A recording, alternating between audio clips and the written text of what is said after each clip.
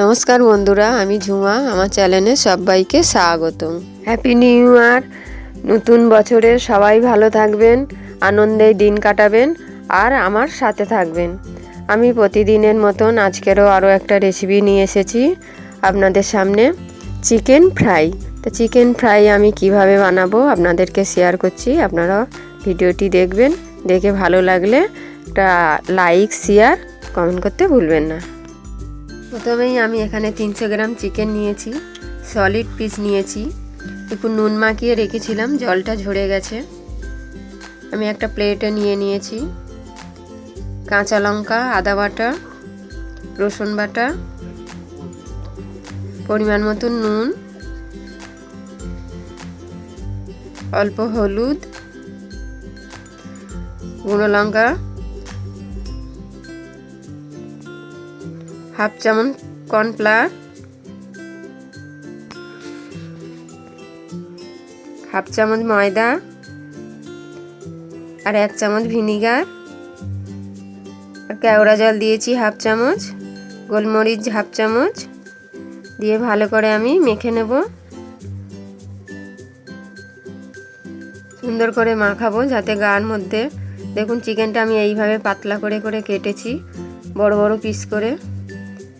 আমরা তো fish fry খাই, কিন্তু আমি এই চিকেন ফ্রাইটা একটু অন্য রকমের করব। আমি ঢেকে 10 মিনিট রেখে দেব। আমি একটা বাটিতে একটা ডিম ভেঙে নেব। ডিম যদি পরে লাগে আবার দেব। হাফ চামচ গোলমরিচ,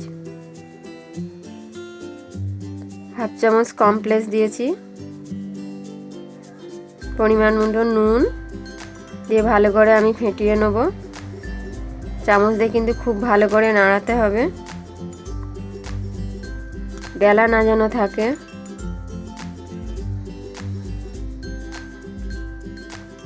দেখুন এইভাবে চামচ দিয়ে আমি নাড়িয়ে নিয়েছি।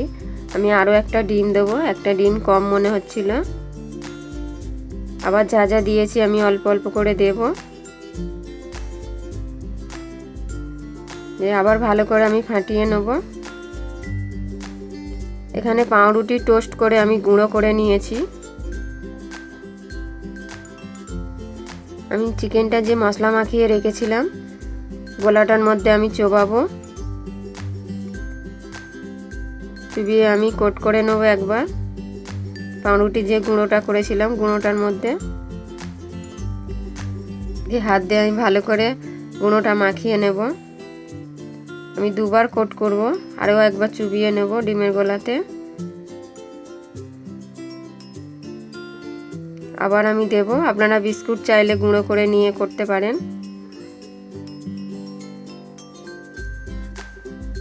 এভাবে হাত দিয়ে আমি ভালো করে চেপে চেপে করে কোট করে নেব।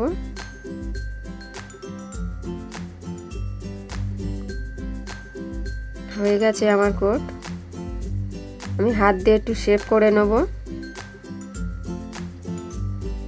চা কফির সাথে বিকালে কিন্তু বন্ধুদের সাথে ভালোই আড্ডা মারা যাবে এই রকম যদি পাওয়া যায়। আমি সয়াবিন সস দিতে ভুলে গেছিলাম, এখন অল্প একটু দিয়ে আবার মেখে নেব। আমি মশলা মাখিয়ে কিন্তু 10 মিনিট ঢেকে রেখে দিয়েছিলাম, মশলাটা ভেতরে ঢুকে গেছে। এইভাবে আমি আবার ডিমের গোলাতে চুবিয়ে নেব, নিয়ে আবার কোট করে নেব।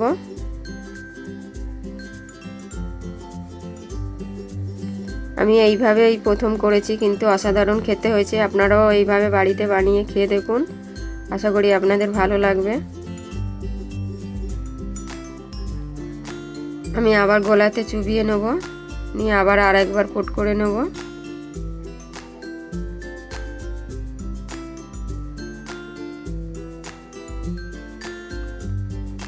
ভালো করে চেপে চেপে দেব। আমি হাতের সাহায্যে শেপ করে নেব।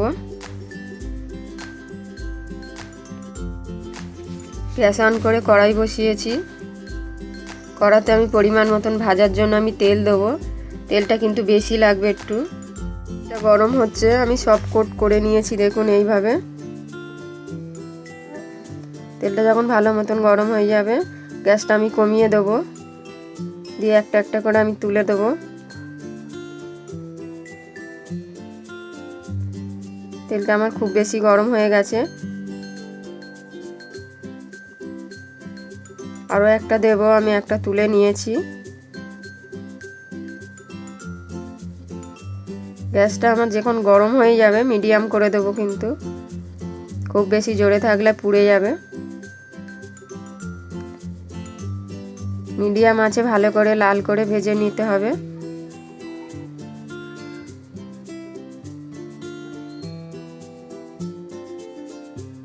উল্টে দেবো আস্তে আস্তে অন্য পিঠ।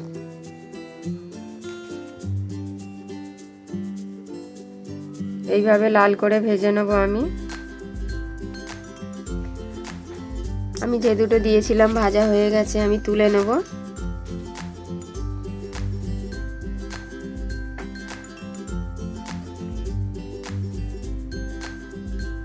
আমি আরও সাইড থেকে আমি দুটো দিয়ে দেব।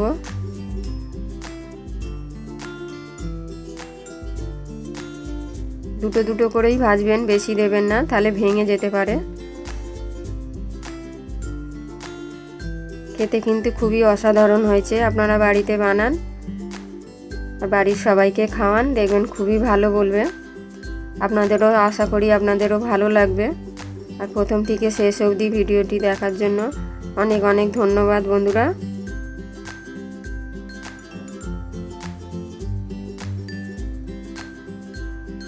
আর ভাজা হয়ে গেছে, তুলে নেব।